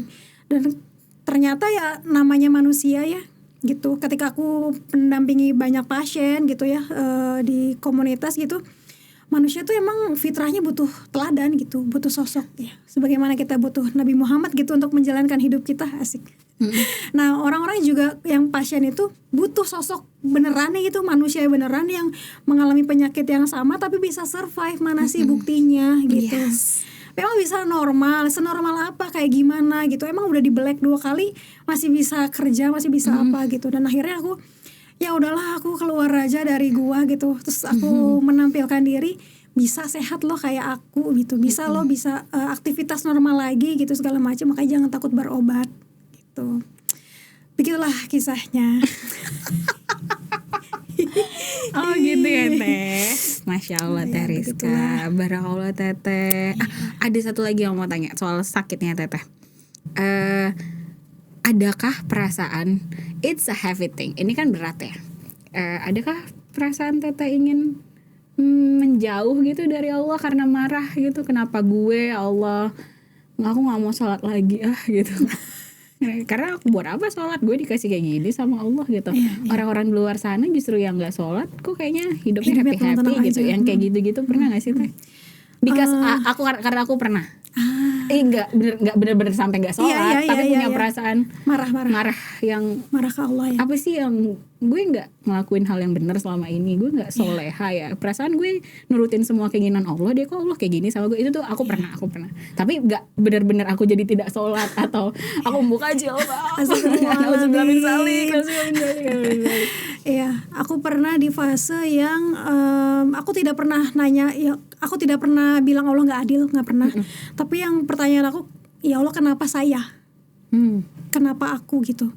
Jadi ketika dapat penyakit itu yang selalu kutanya dan selalu kutangisin itu, ya Allah kenapa aku? Kenapa aku? Jadi yang sebelum tadi aku menemukan bahwa itu tanda cintanya Allah ya Nab, aku tuh mikir ya Allah kezoliman apa di masa lalu 21 tahun aku hidup yang membuat aku harus aku bayar dengan penyakit ini. Itu yang ada selalu di kepala aku gitu, ya Allah, kezoliman apa, siapa yang aku zolimi sampai aku harus menebusnya dengan ini gitu, segala macam gitu, sampai ini bisa menggugurkan dosa-dosaku lah ibaratnya gitu ya. Terus pernah ada di fase itu, cuman ya itu aku mempertanyakan diri aja gitu, apakah aku pernah zolim. Makanya aku banyakin minta maaf ke orang, bikin orang happy lah gimana, takutnya benar itu karena zolim aku gitu kan. Sampai akhirnya aku menemukan nasihatnya Ustaz Adi Hidayat yang bahwa itu tuh bukan berarti kalau kamu sakit itu tuh kezaliman kamu atau karena Allah benci kamu, enggak gitu, tapi memang karena Allah sayang aja gitu. Dari sekian banyak orang yang Allah pilih, kenapa harus kamu? Ya karena memang itu anugerah dari Allah aja gitu. Bentuknya memang seperti itu, tidak seperti yang kamu ekspektasikan atau kamu harapkan gitu. Benar kata Ustadz Salim gitu ya, jalan lurus yang kamu harapkan itu gak selalu mulus. Barangkali bentuknya memang seperti ini gitu. Jadi ya itulah, marah pernah, tapi untuk sampai gak sholat ya alhamdulillah sih gak pernah ya. Cuman memang menangisi aja dan selalu mencari alasan kenapa harus saya gitu. Itu sih yang sebelum-sebelumnya gitu. Kalau Teteh kenapa harus saya gitu? Kalau aku what if? Bagaimana jika aku nggak punya penyakit ini, atau bagaimana jika aku tidak mengalami ini? Itu aku tuh penyakit aku tuh. Sampai Pengandaian kan, seandainya gak boleh. Gitu. Kita nggak boleh. Iya itu aku emang astagfirullah. Aku kayak gitu, teh Allah, maaf ya Allah. Aku kayak gitu. Aku nggak mempertanyakan why me. Aku mempertanyakan coba aja nggak gini, pasti gini gitu. Coba aja nggak gini, pasti gini. Itu tuh aku tuh astagfirullah. Benci banget kan Allah itu mengandaikan itu. Boleh. Astagfirullah, maaf ya Allah. Tapi ada satu ini ya yang hikmah panjang. Benar ya yang mengatakan bahwa kalau misalnya takdir Allah tuh selalu baik. Takdir Allah selalu baik. Kalau misalnya kamu merasa itu belum baik, berarti belum selesai takdirnya kan, Cina. Nah, dari mulai perjalanan penyakit ini, Nap, aku tuh dulu selalu berdoa, kan aku selalu pengen kayak papa kan, pergi keluar kota segala macam gitu. Tapi aku tuh pengen bisa keluar kota ke sana ke sini tuh bawa manfaat gitu, Nap. Nah, perjalanan penyakit ini panjang itu kan. Akhirnya aku tuh menemukan komunitas ini dan aku tuh harus untuk pergi ke luar kota beberapa kali kan, ketemu pasien, bikin event ini, bikin event itu, ke Surabaya, ke Semarang lah, ke beberapa kota di Indonesia gitu. Terus aku mikir, ya Allah, ini teh ijabah dari doa-doa aku yang dulu ya. Tapi bentuknya lewat harus kanker dulu gitu. Ini yang aku bilang, aku pengen keluar kota membawa manfaat tuh ini gitu. Tapi versinya harus dikasih kanker dulu, bolak-balik rumah sakit dulu segala macam. Terus kemudian aku ngasih edukasi kebaikan buat orang lain dari perjuangan aku yang kemarin gitu. Jadi ketika Allah bilang takdir Allah baik itu, oh ini ijabahnya, ini takdir yang baiknya gitu. Jadi ketika misalnya kita merasa takdir kita tuh jelek banget, enggak kok, emang belum selesai aja ujungnya gitu. Jadi ya tetaplah berprasangka baik sama Allah. Masya Allah. Kalau gitu aku tahu apa. Aku kan penyakitan. Tapi aku juga mageran. Jadi dengan sakit Allah biarkan aku banyak istirahat. Enggak. Gak bisa. Astagfirullah. Itu macam apa itu? Parah banget. Kadang aku mikir gitu tahu. Tapi sekalinya sakit kan di rumah aja terus gendut, aku benci. Astagfirullah. Karena pesen GoFood terus. Gitu aja tiap hari, kayak aku Januari habis patah teh tangan. Ya geser lah gitu. Sih? Jatuh dari motor itu di rumah aja, di kosan gitu kan, di teman di Depok, di saudara gitu-gitu. Itu bener-bener di rumah aja pesen GoFood ambil. Gitu. Sesekali ke rumah sakit gitu, terapi dan segala macam, udah. Itu gendut aku, ini hasilnya. So, ini gendutan banget, aku lagi gendutan banget ini Allah. Itu gara-gara itu. Tapi aku mageran, jadi aku menikmati itu somehow. Ini hikmah ataukah ujian? Apakah ujian ya Allah? Teteh pamungkas dari semua pengalaman hidup Teteh lah, sakit yang Teteh derita, gagal menikah gitu. Itu aku juga pernah gagal menikah. Di usia kita pasti udah pernah ya. Ya. Aduh, aku jadi punya teman. Iya nggak sih, di usia kita pasti sudah pernah mengalami. Iya. And we're fine. Apa loh? Aja lah. Parah banget. Astagfirullah. Semua lika-liku yang terjadi, apa sih yang teteh rasakan gitu, cinta yang teteh rasa dari Allah yang ngebuat teteh, ya Allah terima kasih untuk semuanya, aku saat ini sudah berada di jalan yang benar, jangan lepaskan aku. Mungkin apa ya, dari sekian banyak tanda cinta dari Allah lah ya, bilangnya jangan ujian lah, tanda cinta dari Allah, aku tidak pernah untuk berpikir bahwa aku tidak pernah berpikir untuk mau mengulangi lagi. Maksudnya aku tidak mau what if lah gitu. Yang berlalu biarlah berlalu, dan itu menjadi jalanku sekarang. Karena Rizka yang sekarang adalah bentukan dari perjuanganku yang bertahun-tahun yang lalu. Kalau misalnya aku gak kena sakit, kalau aku gak berjuang bolak-balik rumah sakit, mungkin gak ada Rizka yang sekarang gitu, yang bisa duduk di sini gitu, berbicara seperti ini, yang mungkin bisa saat ini gitu ya tampil di depan teman-teman gitu ya, membantu banyak teman-teman pasien gitu kan ya. Karena itulah benar ya bahwa jangan pernah berprasangka buruk sama Allah, tetaplah berprasangka baik sama Allah, karena takdir Allah selalu baik, dan tetaplah percaya bahwa Allah itu selalu ada untuk kamu, bahkan menyelamatkan kamu sebelum kamu menyadari bahwa Allah menyelamatkan kamu. Thank you for saying about. Thank you for coming here. Terima kasih. Terima juga. kasih sudah menjadi seorang yang sangat gorgeous. Masya Allah. Tetap Terima gorgeous. kasih juga. You are my gorgeous teteh. Yeah. Barakallah teteh, terima kasih. Sehat terus. Amin amin ya rabbal Thank you for the alamin. inspiration. Yeah. Teman-teman mau yang kepo-kepo silahkan, beliau sangat-sangat keren. Yang mau ngirim CV juga silahkan cari siapa ustazahnya. Makasih loh. Tolong ya, ini juga adik saya tolong dipilih. Thank you teteh. Iya. Terima kasih teman-teman yang dengerin. Kita ketemu lagi nanti insyaallah di Inspirasi Jaswari selanjutnya. Wassalamualaikum